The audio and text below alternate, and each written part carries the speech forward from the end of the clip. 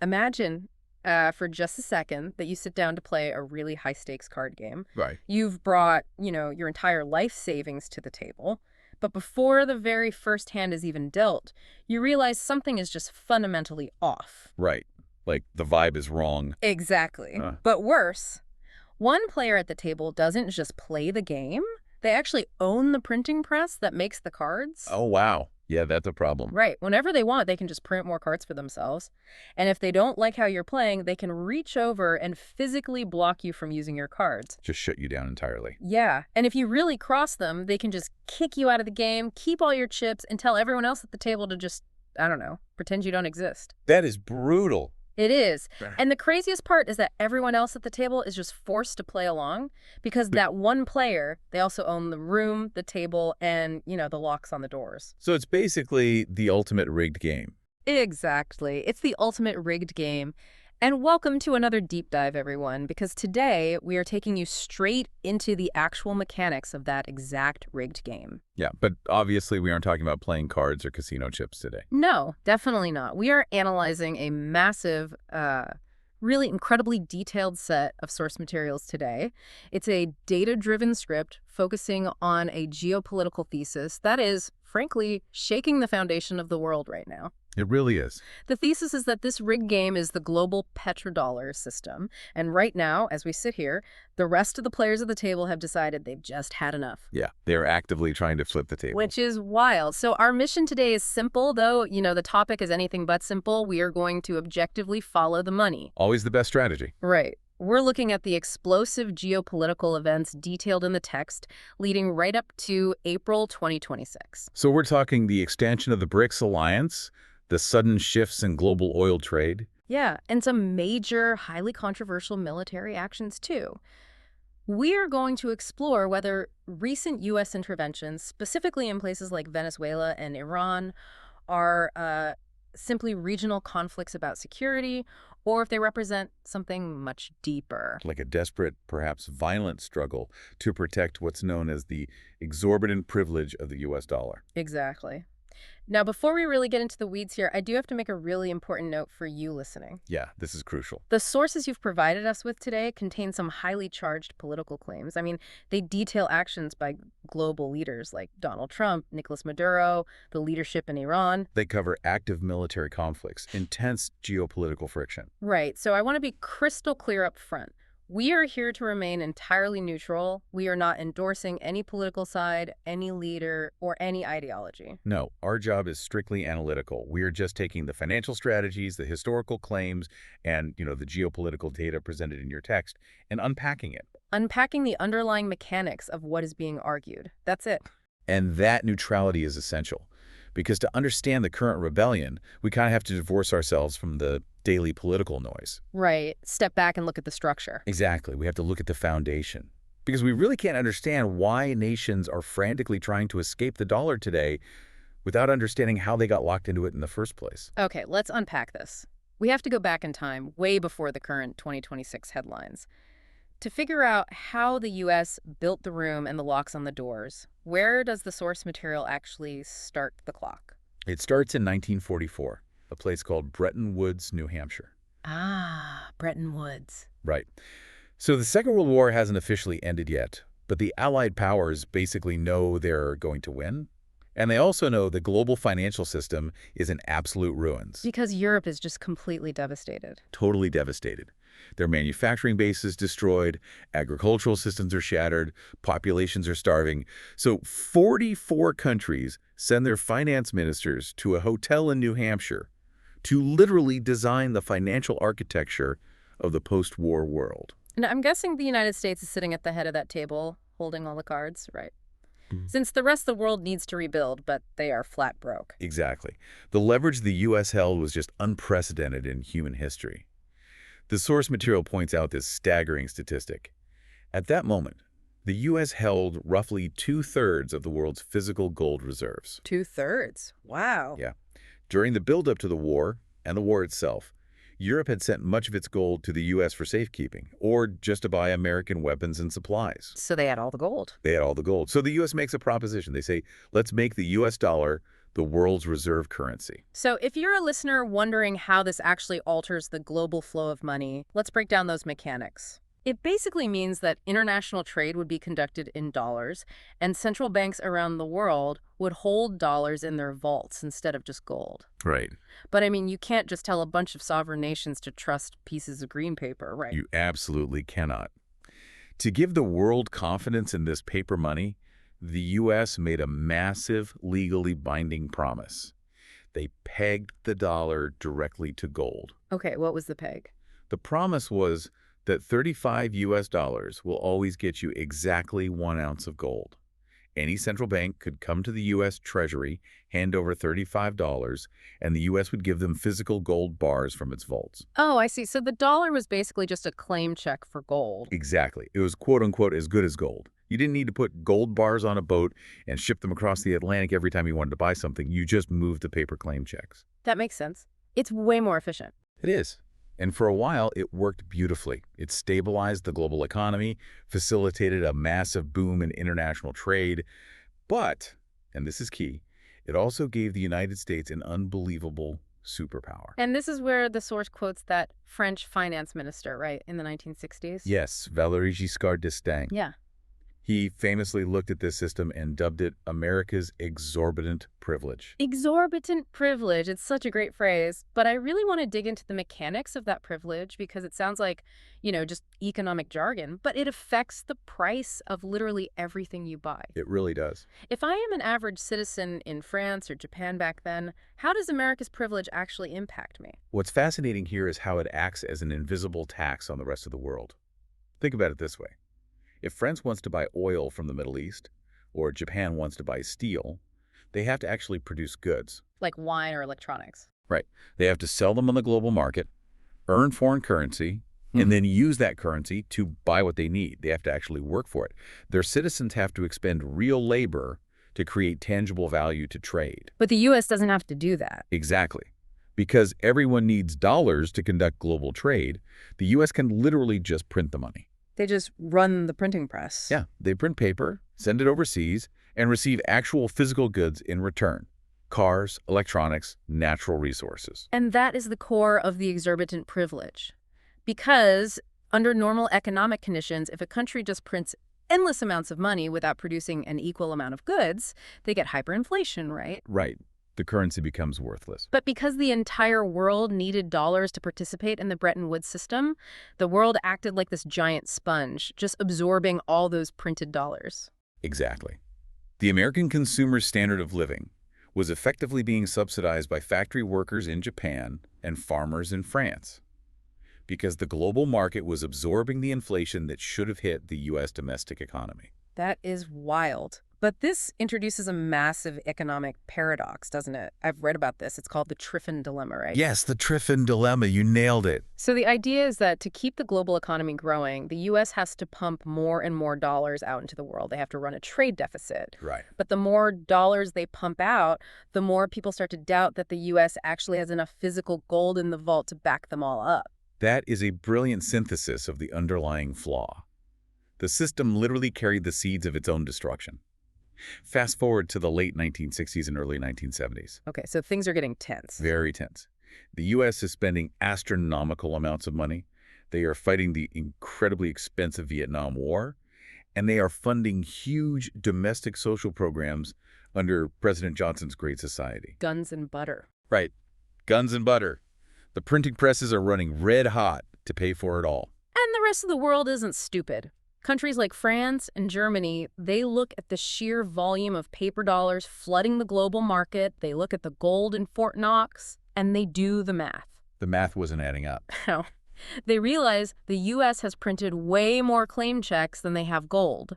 So they basically call America's bluff. They say, we'd actually like our gold now, please. Here are your $35 an ounce. And there was a literal run on Fort Knox. Yeah. I mean, French warships were actually dispatched to transport physical gold back across the Atlantic. Wait, actual warships? Actual warships. The U.S. gold reserves were draining at a terrifying pace. The U.S. leadership realized that if this continued, they would be completely emptied of their gold, and the dollar would collapse anyway. So what did they do? We arrive at the first major pivot point of the source material, August 15th, 1971, the Nixon shock. Right. President Richard Nixon goes on television on a Sunday evening and just drops a bombshell on the global economy. He announces that the United States is temporarily suspending the convertibility of the dollar into gold. Which, I mean, temporarily meant permanently, right? Oh, absolutely. The U.S. unilaterally detached the dollar from gold. The Bretton Woods system was just dead. The dollar was now a purely fiat currency, backed by absolutely nothing but the full faith and credit of the U.S. government. Which sounds incredibly dangerous for the U.S. I mean, if the dollar isn't a claim check for gold anymore, why would the rest of the world continue to hold it? Why wouldn't it just plummet in value the moment the markets opened on Monday morning? That was the existential panic gripping Washington at the time. The foundational anchor of American financial dominance had just been severed. They needed a new anchor, and they needed it fast, before the global economy shifted away from the dollar entirely. Enter Henry Kissinger. Yes. This brings us to what the sources highlight as one of the most brilliant, albeit cynical, geopolitical maneuvers in modern history: the 1974 Petrodollar Pact. Here's where it gets really interesting. Because Kissinger, as the U.S. Secretary of State, recognizes a fundamental shift in the global economy. He does. The world is industrializing rapidly, and the undeniable lifeblood of that industrialization is oil. Right. You cannot run a modern factory, an airline, or a military without massive, continuous amounts of oil. Exactly. So Kissinger travels to Saudi Arabia. He sits down with the Saudi royal family during this period of intense instability in the Middle East, and they hammer out a secret, paradigm-shifting deal. Let's lay out the terms of this deal, because this really is the engine of the modern world. The U.S. tells Saudi Arabia, look, we will provide you with absolute ironclad military protection. We will sell you our most advanced weapons. We will guarantee the security of the House of Saud against all regional threats. And in return, Saudi Arabia has to do two very specific things. First, they must price all of their oil exports exclusively in U.S. dollars. Right, not British pounds, not French francs, not gold, only dollars. And the second part is just as crucial, right? Petrodollar recycling. Yes. Saudi Arabia must take the massive profits they make from selling that oil, those billions of excess dollars, and invest them back into U.S. Treasury bonds. Meaning they essentially loan the money right back to the U.S. government to fund America's national debt. Exactly. And Saudi Arabia eventually gets the rest of OPEC, the Organization of the Petroleum Exporting Countries, to agree to this identical framework by 1975. So to ensure we really grasp the magnitude of this, I want to use an analogy because it really helps visualize it. Love for it. Imagine an amusement park. Mm-hmm. And to buy food or go on the roller coasters or do literally anything in this park, you have to buy their specific branded plastic tokens. Okay, I'm following. Because everyone wants to eat and ride the rides, the park has a guaranteed permanent demand for its tokens. They can just mint as many plastic tokens as they want, and people will always trade real labor and real money for them because they need them to survive inside the park. That analogy hits the nail on the head because the entire planet was now effectively inside that amusement park. Every country needs oil. Therefore, every country in the world suddenly needed a constant, massive supply of U.S. dollars just to keep their lights on and their factories running. So they effectively replaced gold with oil as the backing for the U.S. dollar. Yes, and by doing so, they restored that exorbitant privilege literally overnight. It solved the immediate crisis of the Nixon shock. So the U.S. could just go back to running massive deficits. Totally. They could print trillions of dollars over the ensuing decades, and instead of triggering hyperinflation at home, the inflation was endlessly exported. The world eagerly absorbed those printed dollars because they literally needed them to buy Saudi crude. And the Saudis took those dollars and bought U.S. debt. Which kept American interest rates artificially low.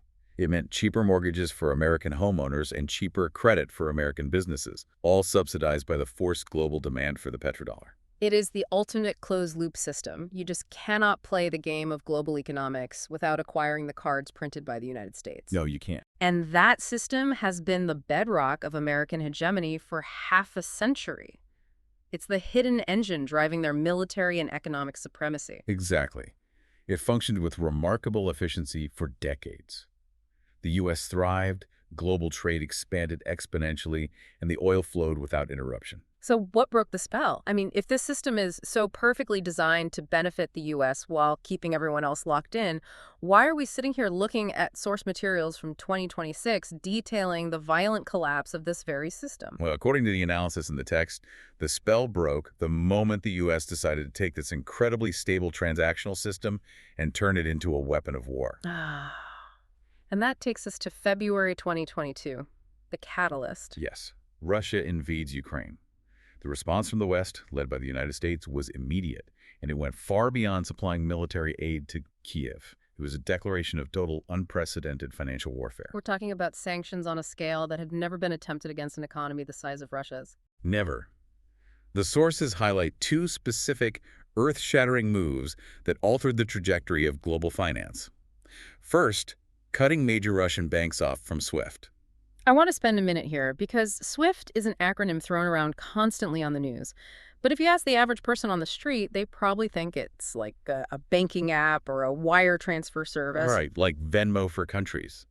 But it's not. So what is SWIFT mechanically, and why does being severed from it matter so much? SWIFT stands for the Society for Worldwide Interbank Financial Telecommunication.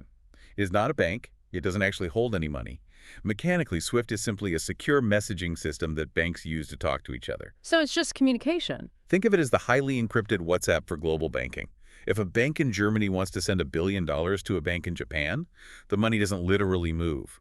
The German bank sends a standardized, secure message, an MT-103 message via SWIFT to the Japanese bank, instructing them to credit an account. And then they settle the actual funds on the back end through corresponding accounts, known as Nostro and Vostro accounts. Precisely.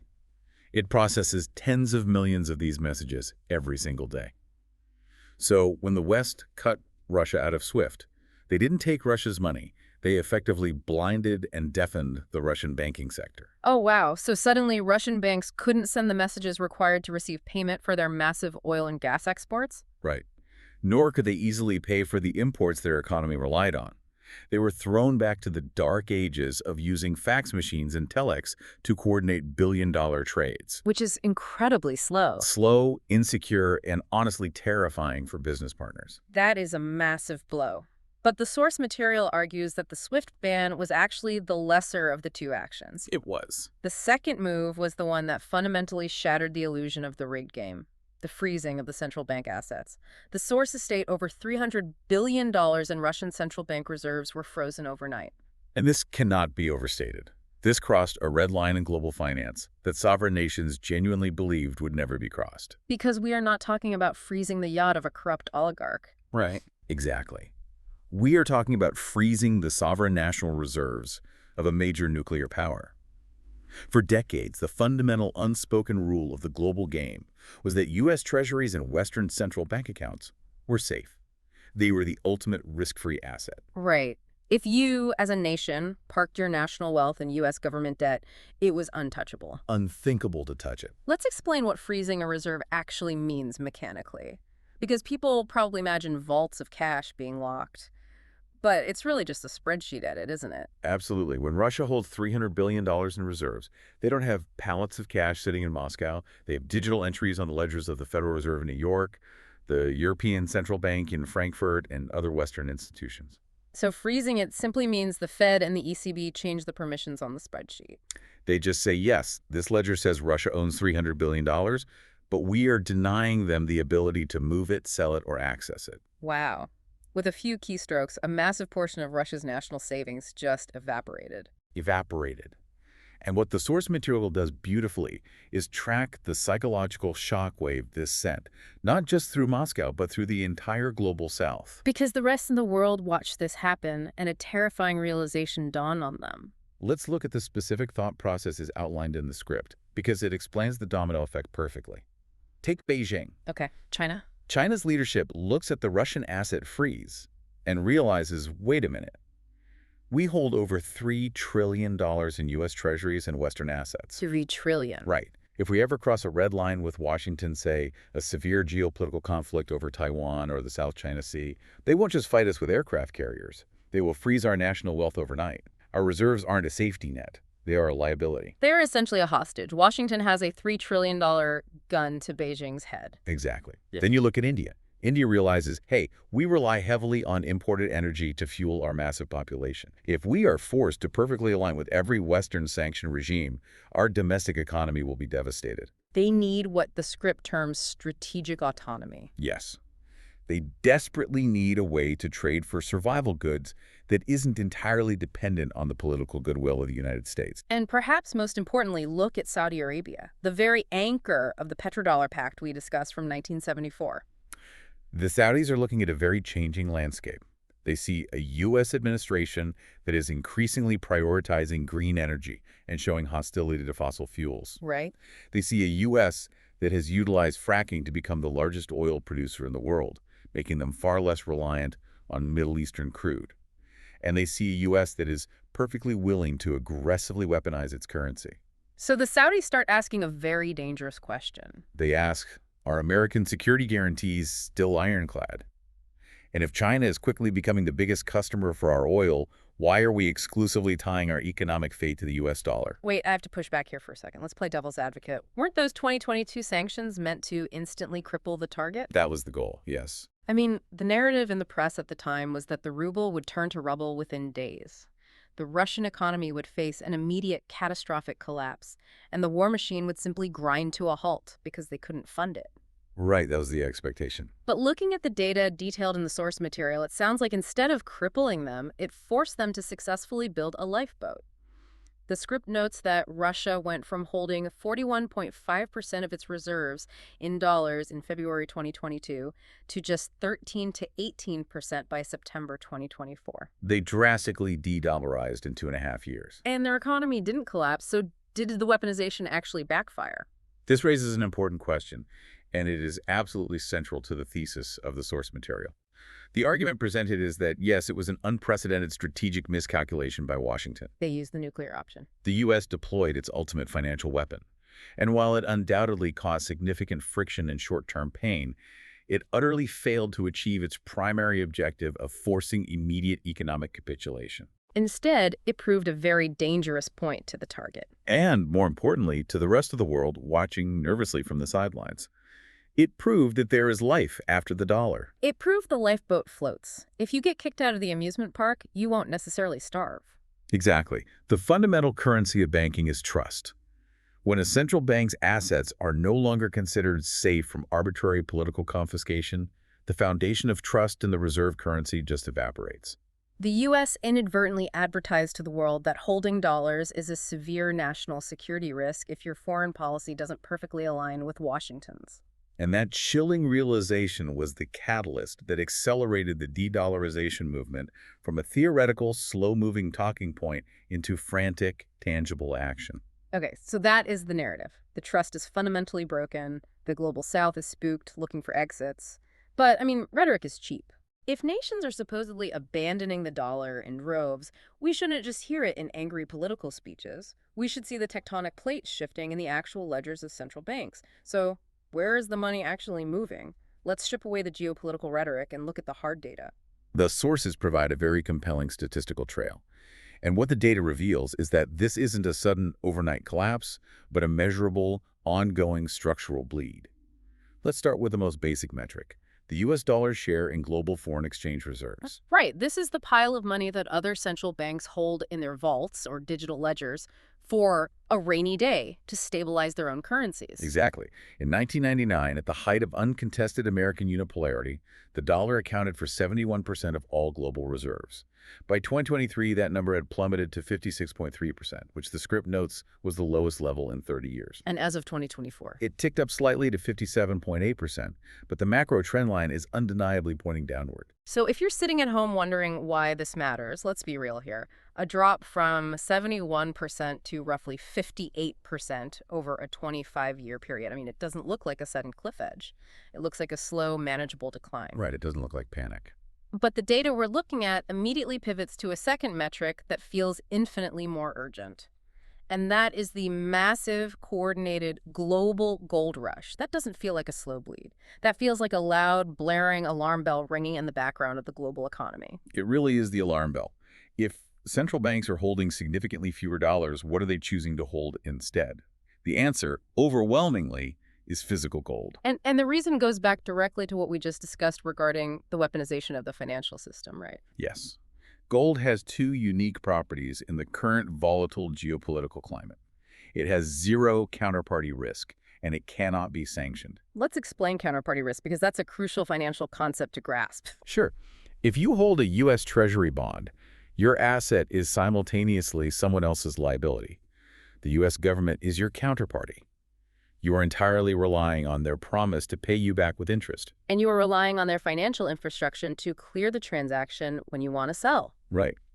If the counterparty decides to freeze you out, or if they default, your multi-billion-dollar asset instantly becomes worthless paper. But gold is different. Gold is a physical bearer asset. If you have a ton of gold sitting in a heavily guarded vault in Beijing or Ankara, it is entirely yours.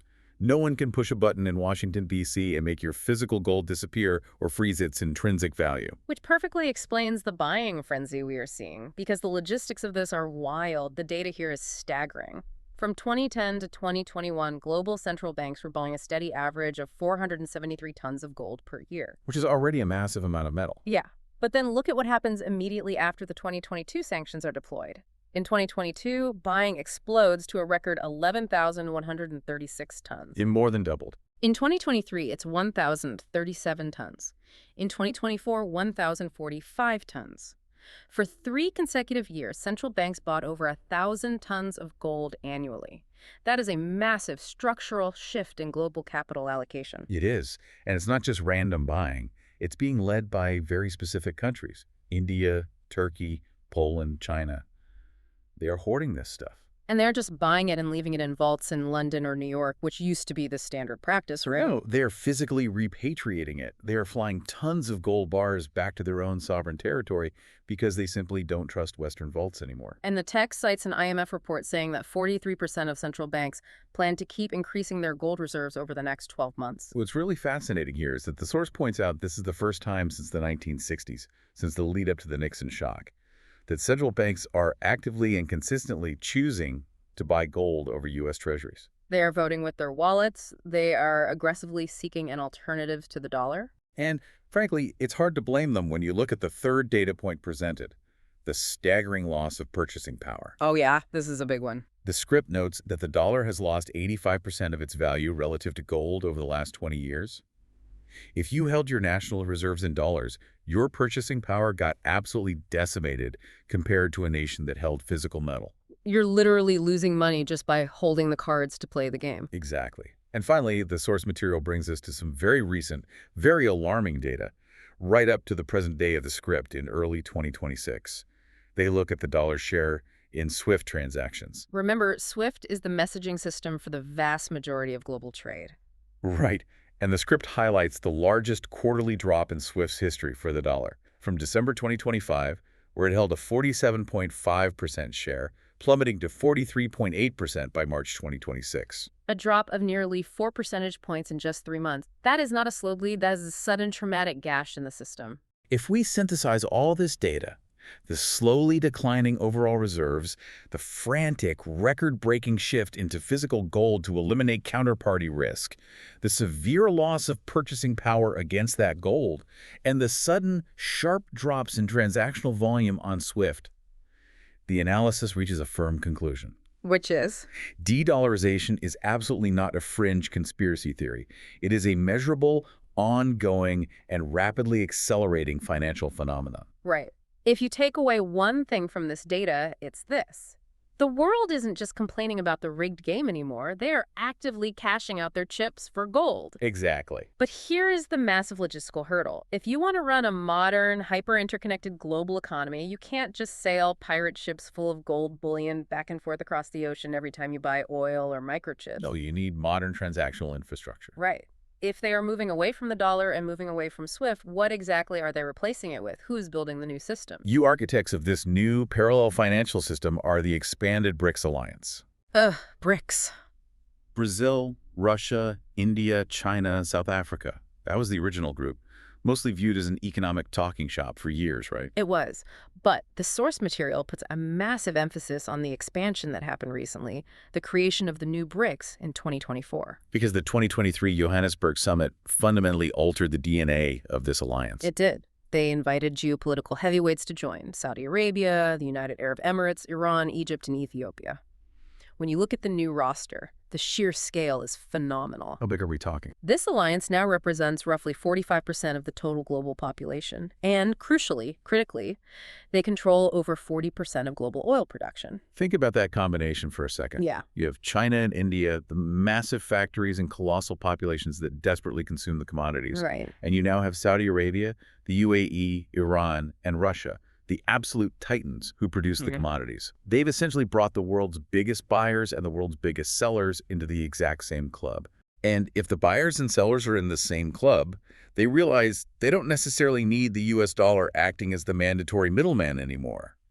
Why pay the toll to the amusement park if you can trade directly? But to do that, they need the plumbing. Yes. And the sources detail the alternative financial architecture they are aggressively building to bypass the West entirely. Let's run through these alternatives, because this is the nuts and bolts of how you actually overthrow a reserve currency. First, they established the new development bank, the NDB. This is designed to be a direct, non-Western alternative to the World Bank and the IMF. Okay, what's their goal? The critical operational detail here is their lending target. By 2026, they aim to have 30% of all their project lending done in the local currencies of member states, completely bypassing the dollar. So if Brazil needs a multi-billion-dollar loan to build a hydroelectric dam or highway infrastructure, they get that loan in Brazilian reals or Chinese yuan, not US dollars. Exactly. They don't have to worry about the Federal Reserve raising interest rates and suddenly making their debt impossibly expensive to service. It removes the exchange rate risk. Yes. Then there is BRICS Pay, which is being developed as a decentralized, blockchain-inspired payment system. This is intended to be a direct structural alternative to SWIFT. The text mentions a highly specific initiative here, the BCBPI, the BRICS Cross-Border Payment Initiative. And the numbers attached to it are wild. The script claims that by March 2026, this system is successfully processing $180 billion in monthly transactions. Completely outside the purview of Western sanctions or monitoring. It operates on a different set of rails entirely. That's a lot of money. And that's just the broader BRICS initiative. The real heavyweight in the room, the engine of this new plumbing, is China's own proprietary system, CIPS, the Cross-Border Interbank Payment System. The script throws out a volume number for CIPS that actually made me do a double take. It states that in 2025, CIPS processed a staggering $245 trillion equivalent in yuan transactions. Trillion, with a T. Now, it's important to contextualize that a significant portion of that volume is domestic or regional Asian trade, but the sheer capacity is the point. Right. It proves that an alternative financial plumbing system isn't a pipe dream. It is fully operational, battle-tested, and capable of handling massive transactional volume. SWIFT used to be the only highway. CIPS is proving to be a highly functional, multi-lane bypass. But within this BRICS alliance, it's not all sunshine, rainbows, and perfect harmony, is it? Oh, not at all. They aren't a monolith. The source material spends a lot of time analyzing two very specific countries that are walking an incredibly dangerous, highly calculated tightrope between the old system and the new. India and Saudi Arabia. Let's look at India first. India is fascinating because they are playing a brilliant but highly precarious game of strategic autonomy. They're acting purely in their own national interest, ruthlessly maximizing their economic advantage without aligning fully with the Western Bloc or with the Russia-China axis. The script gives a perfect concrete example of this tightrope walk happening in early 2026. In February 2026, India signs a major, highly publicized trade and technology deal with the United States. They're doing the photo ops in Washington, shaking hands, talking about the unbreakable partnership between the world's oldest and largest democracies. And then, literally the very next month, in March 2026, Indian refiners, specifically the state-backed Indian Oil Corporation, execute a massive purchase of 60 million barrels of Russian crude oil. Right. And a significant portion of that transaction is settled directly in Chinese yuan. It's a classic case of playing both ends against the middle. They are smiling with Washington, securing tech transfers, while simultaneously funneling billions of yuan to Moscow to buy heavily discounted oil, actively bypassing the US dollar. They belong to neither side, playing both for maximum advantage. It is the definition of modern realpolitics. But while India's maneuvering is deeply frustrating for Washington policymakers, the real existential danger to the U.S. financial empire lies in the Saudi pivot. Yes. This is where it gets really interesting. We talked about 1974, the secret Kissinger deal. Right. The absolute bedrock, the foundation of the petrodollar, is the Saudi guarantee to only sell oil in dollars. So what shifted? The tectonic plates began to fracture publicly in January 2023. During a summit in Davos, the Saudi finance minister made a seemingly casual public statement that sent absolute shockwaves through the institutional financial world. What did he say? He stated for the first time in nearly 50 years that Saudi Arabia is open to trading oil in currencies other than the US dollar. Wow. It's hard to overstate how big a deal that is. The country that birthed the petrodollar, the linchpin of the whole system, is casually announcing to the global press that they are willing to explore dismantling it. And they didn't just talk, they followed through. They officially joined BRICS in 2024, and they've actively begun exploring and executing yuan-denominated trades with China. Which, we have to remember, has completely replaced the U.S. as their largest single customer for crude oil. Exactly. If we zoom out, why does this specific Saudi pivot matter so much more than anyone else's? I mean, India trading in yuan is one thing, but if Saudi Arabia does it, why does the whole house of cards shake? Because if Saudi Arabia fully walks away, if they start pricing massive structural volumes of crude in yuan or euros or a basket of BRICS currencies, the forced artificial global demand for the US dollar collapses. The amusement park stops forcing everyone to buy their tokens to get on the rides. Yes. And if the world doesn't absolutely need dollars to buy energy, they will stop buying U.S. Treasury bonds to hold those dollars. Which brings the exorbitant privilege crashing down.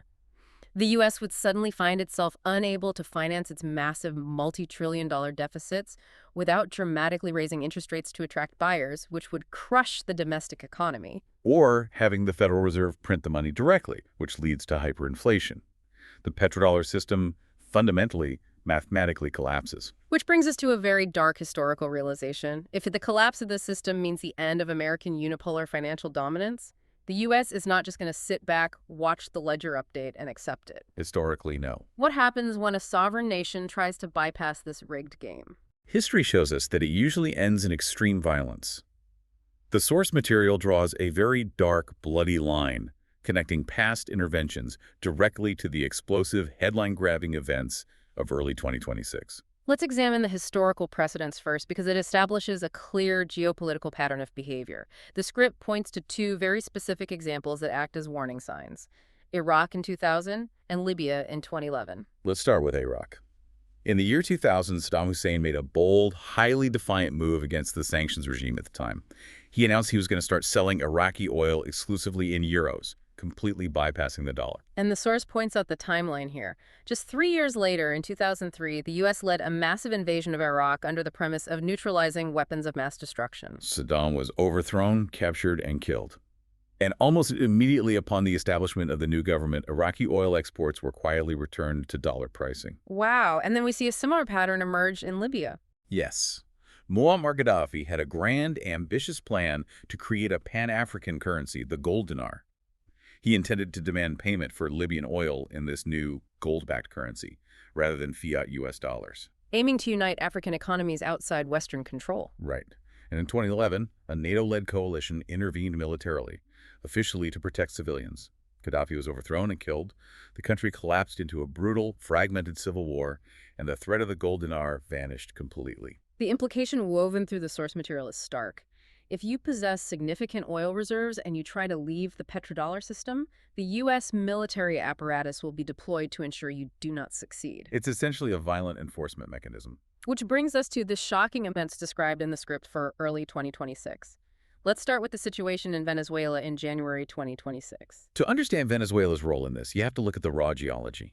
Venezuela possesses the largest proven oil reserves in the entire world, 303 billion barrels. More oil sitting under the ground than Saudi Arabia. Yes, but they've been isolated under crushing, comprehensive U.S. sanctions for years under the leadership of Nicolas Maduro.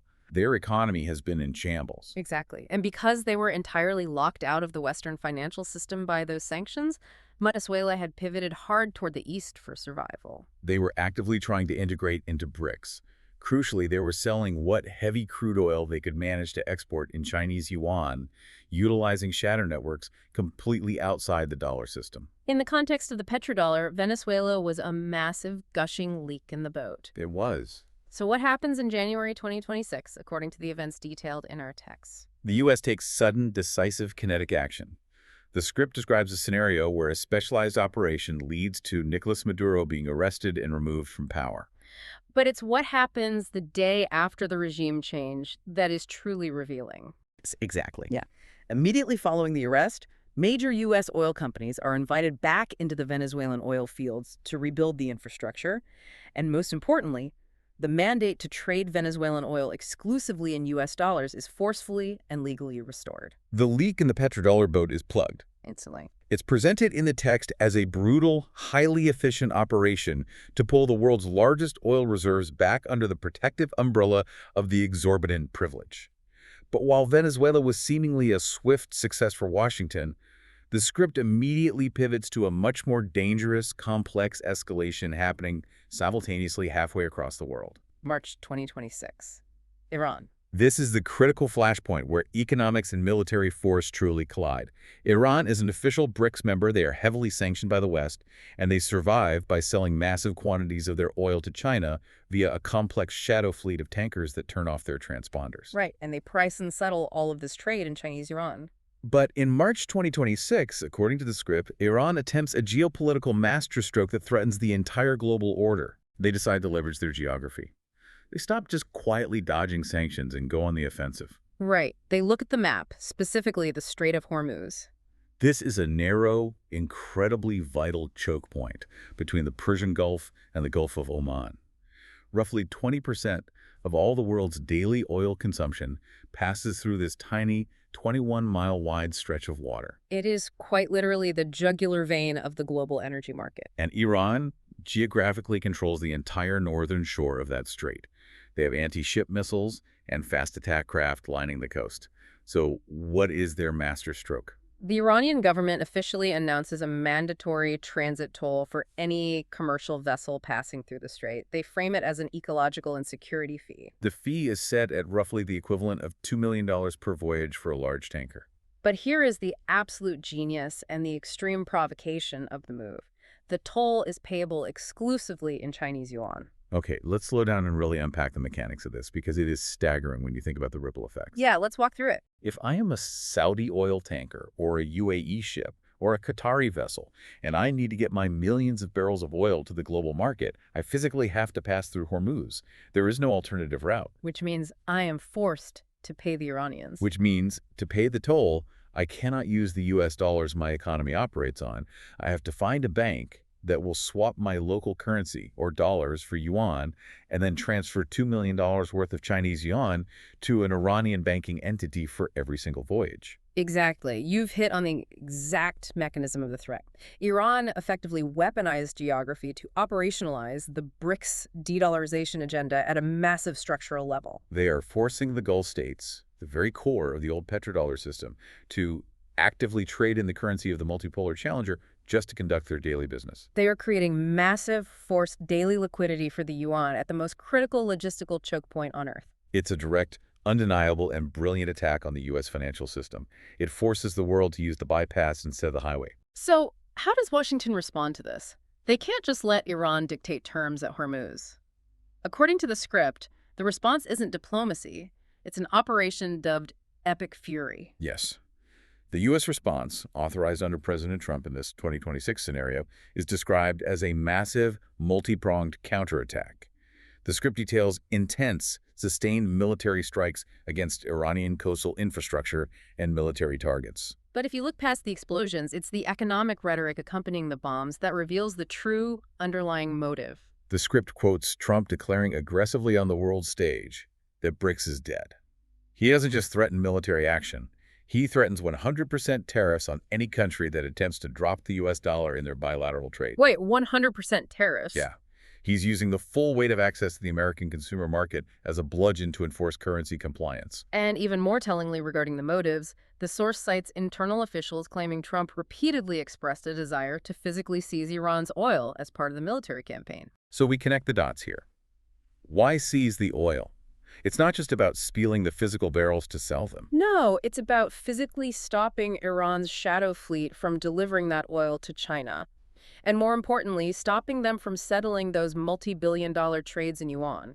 If the U.S. military physically controls the Iranian oil infrastructure, they violently shut off the yuan flow. And this is where the central thesis of the source material truly crystallizes.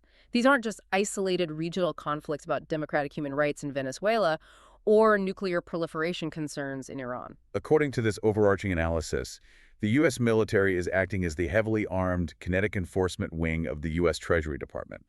They are actively fighting wars to preserve the exorbitant privilege of the dollar. The military is deployed to protect the rigged card game from being disrupted. And what's fascinating here is how the script dives into the psychology behind these aggressive actions.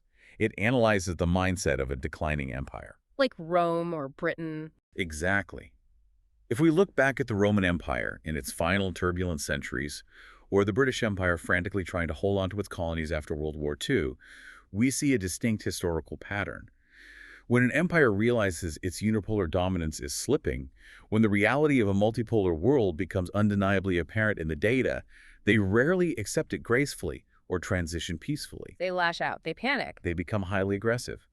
They attempt to hoard strategic resources and force compliance through direct military coercion, rather than relying on the economic gravity that built their empire in the first place. The U.S. actions detailed here, the unprecedented weaponization of SWIFT, the sweeping threats of 100% tariffs, the kinetic military interventions in Venezuela and Iran are painted in the text not as acts of supreme competent strength, but as acts of profound imperial panic. They are the desperate, flailing actions of a system that knows its structural foundation is cracking under the weight of history. Okay, so we have an unstoppable force. The BRICS de-dollarization movement, armed with thousands of tons of gold and completely new operational payment systems, meeting an immovable object, the sheer might of the U.S. military and the deep, entrenched history of the dollar. Right. Who actually wins this? To figure that out, we have to step back from the panic, the military strikes, and the fiery rhetoric. We need a reality check. Let's look at the actual limitations of this rebellion. Is a multipolar world truly inevitable, or is BRICS overplaying its hand? The source material is very careful to remain objective here and present a balanced, realistic view of the battlefield. It acknowledges that while the de-dollarization trend is real, measurable, and accelerating, the U.S. dollar is absolutely not going to vanish overnight. No, of course not. It still possesses massive, enduring structural strengths that are incredibly difficult, if not impossible, for BRICS to replicate in the short term. Let's run through those strengths. Yeah. What is holding the system together despite all this immense pressure? First, the script points to a highly respected 2025 survey by the Bank for International Settlements. The BIAS. The BIAS is essentially the central bank for central banks. Their data is the gold standard. And what did it show? Their data shows that the U.S. dollar remains involved in 89.2% of all global foreign exchange transactions. And shockingly, despite the narrative, that number was actually slightly up from 2022. Wait, really? So despite all the gold hoarding, the BRICS summits, and the alternative CIPS pipelines, nearly 90% of the time two currencies are swapped anywhere on the planet, the dollar is one of them. Yes. How is that possible? Because the dollar benefits from an astronomical network effect. It is the ultimate universal intermediary. If a business in Brazil wants to buy machinery from a supplier in Thailand, they don't usually trade Brazilian reals directly for Thai baht. The foreign exchange markets for those direct swaps are simply too small, too illiquid, and therefore too expensive. Right. It's much cheaper and faster to trade reals for dollars and then dollars for baht. The dollar remains the indispensable, universal lubricant of global trade. And what about the debt market? If I'm a massive global pension fund or a sovereign wealth fund, and I have $1 trillion in capital that I need to park somewhere absolutely safe, where it earns a reliable return, where do I put it? That is the second massive, almost insurmountable advantage the U.S. holds. The U.S. Treasury market is still, by far, the deepest, most highly liquid sovereign debt market on Earth.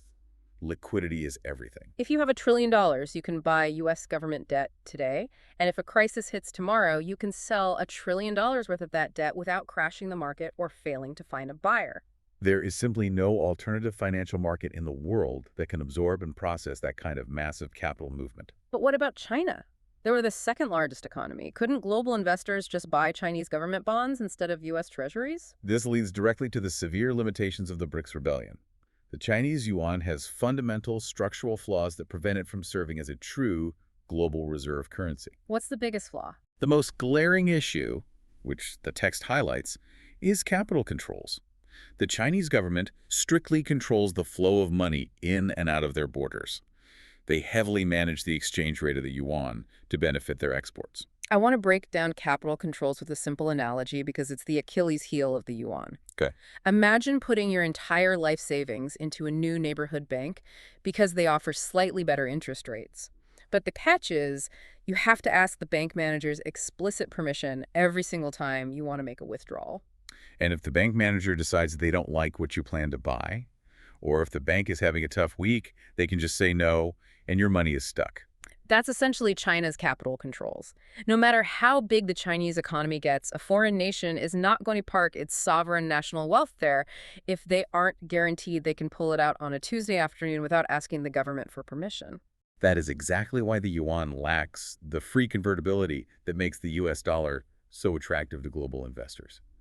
You can move dollars instantly anywhere without asking Washington's permission, unless you were sanctioned, which is the tension causing this whole crisis. Furthermore, the BRICS alliance itself is deeply divided. It's not a unified, homogenous bloc like NATO or the G7. Not at all. India and China have active, occasionally lethal border disputes high in the Himalayas. They are fierce geopolitical rivals in Asia. Right, remember the tightrope we discussed earlier? India is perfectly happy to buy discounted Russian oil using yuan to save money, but they are simultaneously signing massive defense and trade deals with the U.S. to contain Chinese military influence in the Indo-Pacific. They are frenemies at best. And as for the much-hyped idea of a unified BRICS currency, something to actually physically replace the dollar, like the euro replaced the franc and the mark the script, points out a dose of reality. In January 2026, Russian officials officially confirmed that a common BRICS currency is not happening anytime soon. The economic disparities between the nations are simply too complex to unify under one monetary policy. So they are fiercely united in what they hate, U.S. financial dominance and the threat of sanctions, but they are deeply divided on what the architecture of the replacement should actually look like. Which is precisely why the source material relies on historical timelines to ground the analysis and temper expectations. It points out that the transition from the British pound serving as the world's primary reserve currency to the US dollar taking over did not happen over a long weekend. No, it took 32 incredibly turbulent, chaotic years. It stretched from the creation of the Federal Reserve in 1913, dragged through the devastation of two world wars, and didn't finalize until the Bretton Woods Conference in 1944. So the core argument is that de-dollarization is an ongoing, gradual, multi-decade process. It's a slow bleed, not a sudden, dramatic cardiac arrest. Exactly. The structural shifts take generations to fully materialize. But there is a massive paradox highlighted in the concluding sections of the sources. We talked about Trump's aggressive panic mode actions in early 2026, Operation Epic Fury in Iran, the sweeping tariffs, the weaponized sanctions. Right. The script suggests that these desperate muscular attempts to save the dollar might actually be the very things accelerating its demise. It is the classic tragedy of imperial overreach.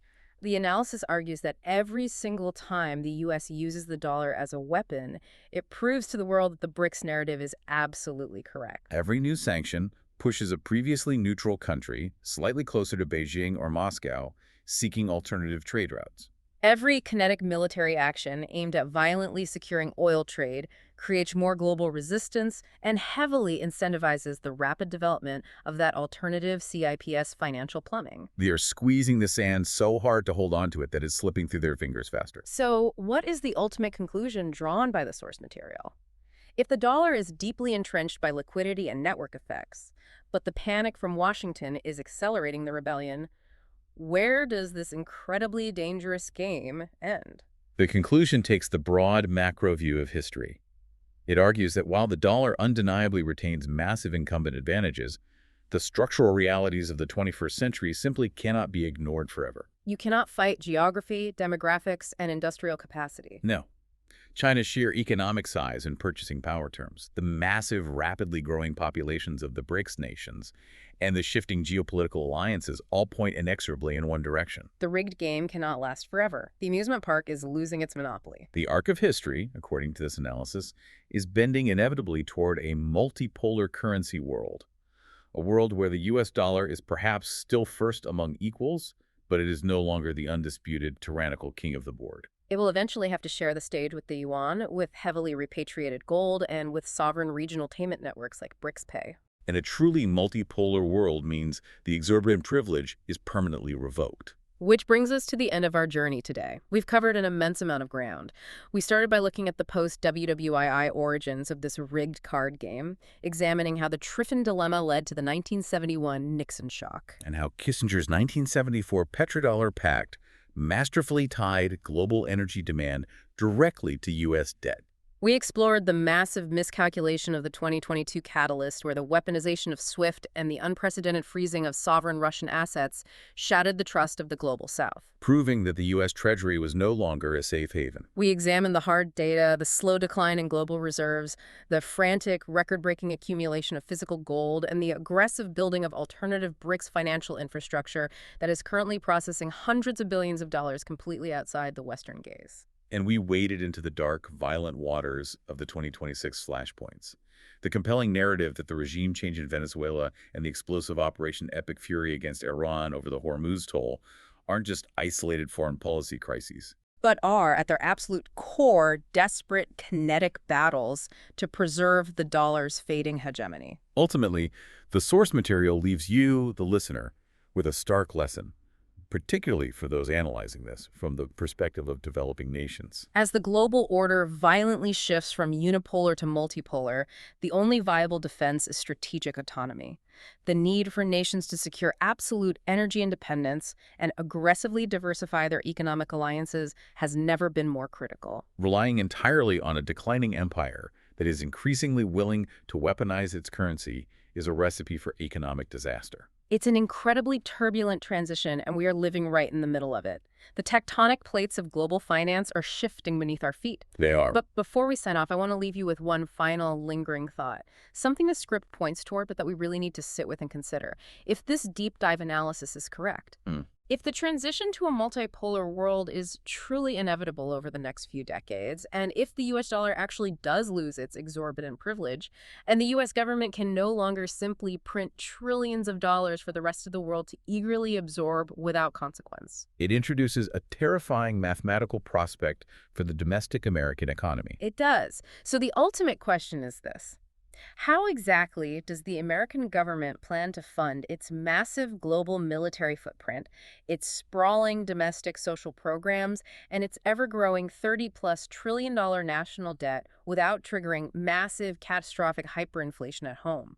When the rest of the world inevitably stops buying the amusement park tokens, who is left holding the bag? It's something to mull over the next time you see a headline about a foreign conflict, a new round of economic sanctions, or a shift in the price of gold. Keep questioning the real structural motives beneath the surface of the daily news. Thank you for joining us on this deep dive. We will see you next time.